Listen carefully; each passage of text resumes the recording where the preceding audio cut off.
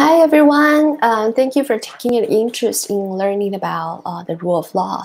My name is Ching-fang Hsu. I'm currently a postdoc fellow at the Institute of Humanities and Social Sciences at the Taiwanese Ministry of Technology. And I'm a political scientist with a legal background, and law and society is one of my expertise. So today I'll be addressing the topic of the rule of law, and this is a critical concept in modern governance. So we start from some definitions. What is the rule of law? To answer this question, maybe we could start by contrasting some ideas that are not the rule of law. So the rule of law requires the government officials to follow the law, that is to act and administer their power in accordance with the law. So what is not the rule of law? Rule of man, for example, is not a rule of law. That is, if the governance is simply an exercise of arbitrary power, or the rule by law is also not a rule of law. That is, if the government instrumentally uses the legal institution for its uncivil or undemocratic purposes. So what that means is the government, on the surface, they use the law, but underneath what they're trying to do is not democratic, it's not civil, then it's ruled by law and not the rule of law.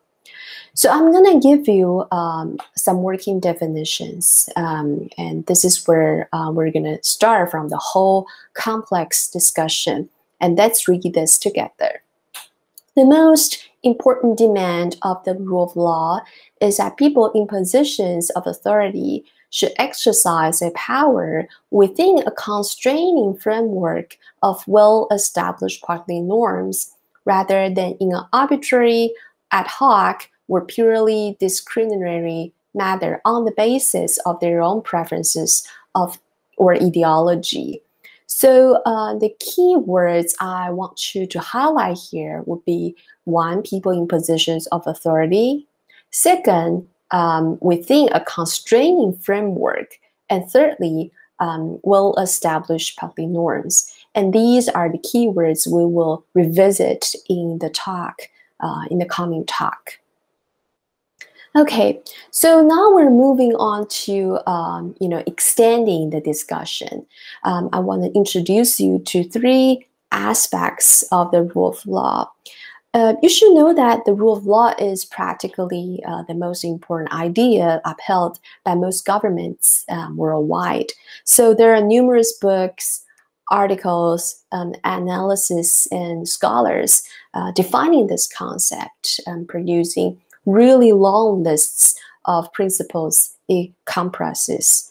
But these principles can be loosely divided into three categories that address different aspects of the rule of law's requirement.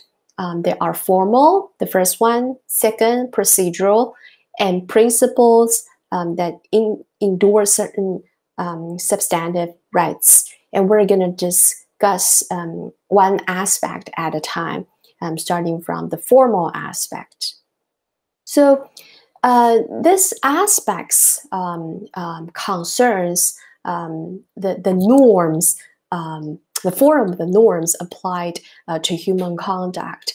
And this may sound a little bit abstract, but I'm going to explain this to you. First, you should know this concept, this formal aspect could be roughly defined by the gentleman on your right here. His name is Longfellow. He had famously identified 8 principles about what a law should entail in order to count as a genuine law. So basically what he's trying to do is to explain to people what a law should have in order to be defined as a law. And this is very interesting. He wrote this very famous book, The Morality of Law, in the 60s. And therefore he did a very good job. So many would refer to Fuller for clear criteria of the rule of law.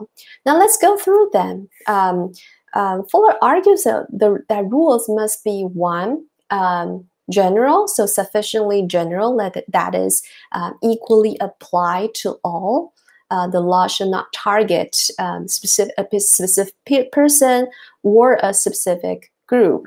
And secondly, the law should be public, meaning the law is publicly written and publicized, and so everybody knows it. And that is the second principle that a law should have. Thirdly, prospectivity. And what this means is that the law looks forward. That is, it's applicable only to future behavior, not the past. So the government cannot enact a law to regulate all the behavior before the law is made. You could only regulate the future behavior, so that the government, you wouldn't do something and the government would, you did yesterday was wrong. And that is the third principle of the law. The fourth principle, intelligibility.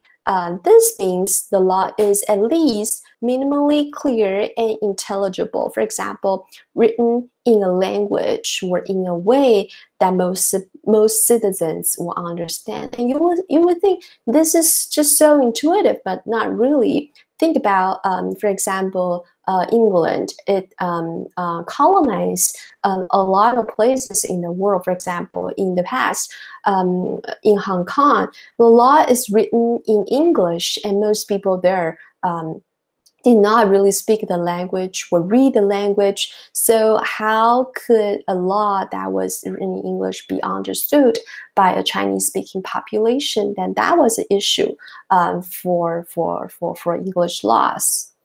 The fifth principle is consistency. That is, the rule is free of contradiction. You know, a law, you shouldn't say the behavior should be sentenced for 5 years in the first clause, and then in the second clause you say the behavior should be sentenced to death. Right? This is not consistent, and the law should be consistent. The sixth principle is practicability, meaning it's possible to obey. So you can't, for example, ask a children to pay his or her taxes. It's not, it's not practical. It's not possible to obey the law. The seventh principle is stability, meaning the law is relatively consistent. Doesn't, keep changing from day to day, and you wouldn't come back tomorrow and realize, oh, the law has changed again. So that's stability. A law should have some stability. The final principle is congruence, meaning it's administered in a way that it does not wildly diverge from the obvious or apparent meaning. So if the law, for example, guarantees freedom of speech, but your constitution guarantees the freedom of speech, but you have a law saying that all the publications should go through the government before it's published, then it's obviously not consistent. And when it's applied, it's quite obvious it diverges from what it meant to be. So altogether, Fuller gives a system in which the law would embody certain moral standards of respect, of fairness, and predictability that constitute important aspects of the rule of law. So the next aspect is procedural. Now, all the things we talked about sounded good, right? So very fair, very reasonable. But how exactly do we do it? That's a very clear next step. So all these principles are beautiful, but how exactly do we put them into practice? That's the issue, and that's how this aspect of rule of law is trying to address. So here comes the procedural aspect. This aspect of the rule of law concerns the modes of governing. Some of the procedural principles here would simply lead to an institutional setting to carry out the rule of law. So specifically, procedural principles want the government, if the government want to impose, let's read it together. The government shall impose no penalty, stigma, or loss unless proper procedures are upheld. So what do we mean here by these concepts? Proper procedures. Well, for example, if the government wants to impose penalty on you, you should have a hearing. And the hearing should be by an impartial and independent trial. Second, if you are standing for the trial, and you should have a right to be represented by a lawyer, right? So you should have legal counsel. Third, if you're standing for a trial, you should have a right to be presented or to confront and question witnesses and evidence. So basically, the government or the other person will bring forth evidence and witnesses that go against you, and you should have a right to confront them, to understand and to see what kind of evidence is there to hold you accountable or hold you guilty. And you should be able to make legal arguments about that. And finally, this person should have a right to hear the reasons from the tribunal when it reaches its decision. So basically, if you're gonna put a sentence on me, I should be able to hear your reasons. I want to know what's there in your reason that defines my crime, my offenses. So these are, very understandable procedures that if the government should impose penalty or loss on a citizen. So altogether, if you put these requirements together, you will see that certain institutions are there to guarantee these principles. So we will need here in an independent, impartial and professional judiciary. So you will need this kind of judiciary to hold a trial, a fair trial, a proper trial. And you will need a codified system or doctrine of criminal law. So basically, you need this whole system of norms that the court or your counsel will know what to adhere to. And finally, you will need a professional and accessible bar. So where are the lawyers? You should be able to have a group of professional and lawyers that you have access to. You could reach them, you could find them, you know where to find them, and and they are affordable. So you could have the right to counsel. So now we're moving on to the substantive quality of the rule of law. As you can see, altogether, all the above discussion uses relatively value-neutral vocabulary to define what the rule of law is. But still, there are some implied rights to contain substantial quality.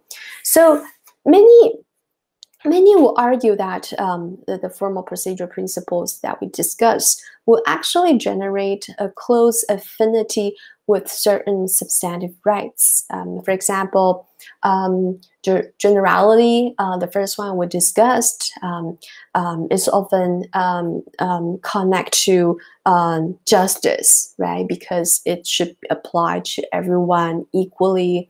Or if you put together stability, publicity, clarity, you put these principles together, and this combination reads very much like the conditions under which liberty, freedoms will come about. So in fact, some will argue that the rule of law is valuable because of its relationship to liberty or equality in a political state. Here I'm going to give you two sets of substantive rights that indicate a special connection with the rule of law concept. So the first is property rights. Property rights is one of the most ancient rights that human beings developed. It's very, very intuitive, right?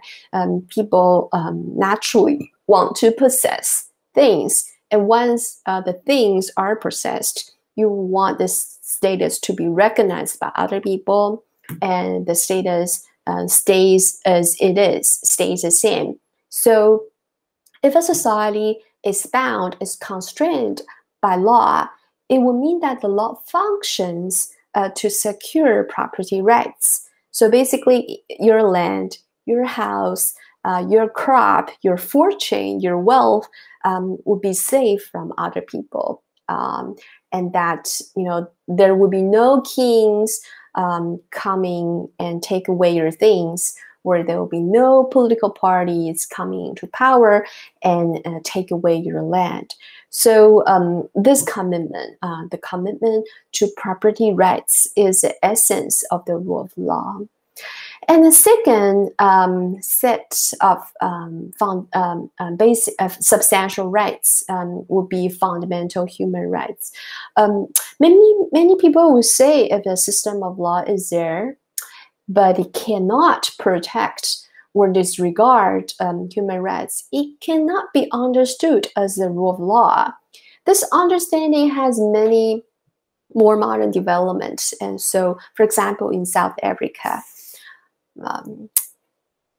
in South Africa, I'm showing you some pictures that were taken in Africa in the past. So in South Africa, race segregation runs through the society for over half a century. That is, everything you do or you do not do would depend on the color of your skin. Just like picture we see here in the slide, Black people could only sit on one side of the bench, and white people could only sit on the other side of the bench. And this is called apartheid. And it's carried out as laws. So whatever you do, if you're Black, then you do something, and you don't do something. If you're white, you're privileged. You could do a lot of things, and you don't want to hang out or interact, or be in a good relationship with the Blacks. And it's carried out as laws. And after years of mobilization, apartheid in South Africa has finally come to an end in the 1990s. So lawyers and judges from South Africa, they reflect on the situation. They had a lot to say about this. Now I'm going to give you a quote from Justice Arthur Chasson. He is a former Chief Justice of South Africa, and he will show you why basic human rights will have to have a connection with the rule of law. The apartheid government, its officers and agents were accountable in accordance with the law. The law were clear, publicized, and stable, and were upheld by law enforcement officials and judges. So on the surface, everything looked good. What was missing was that substantive component of the rule of law.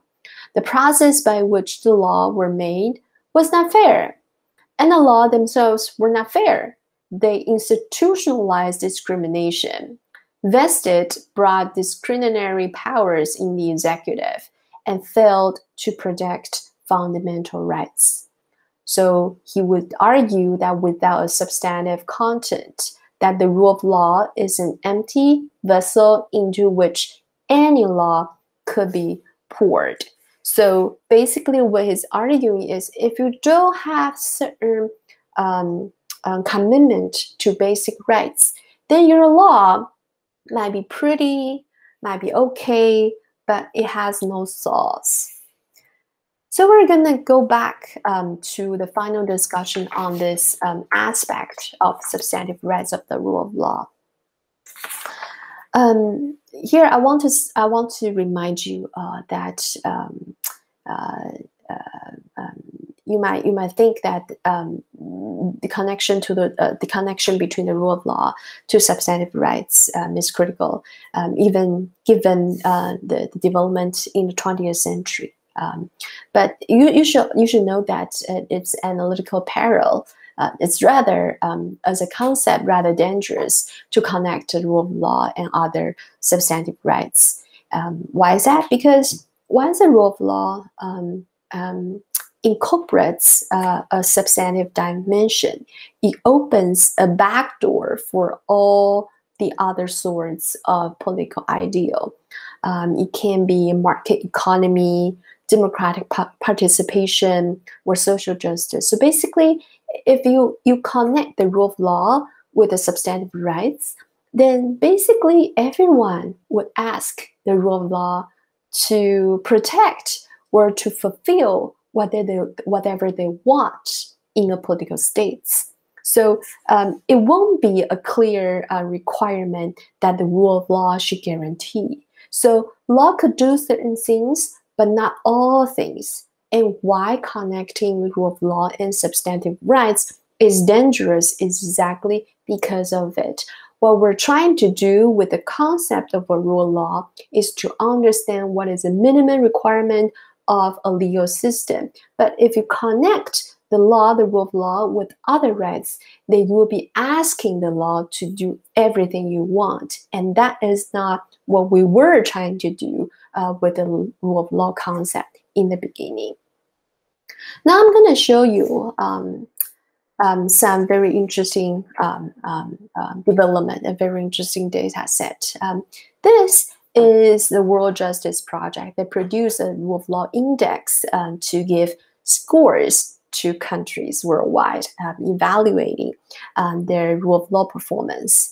Now, they're covering 128 countries and jurisdictions, and they do surveys on over 4,000 legal practitioners and experts. So what they do here is they will come up with about 40 factors and 5 questionnaires and send these questionnaires to local experts. And on average, they would ask more than 300 potential local experts per country.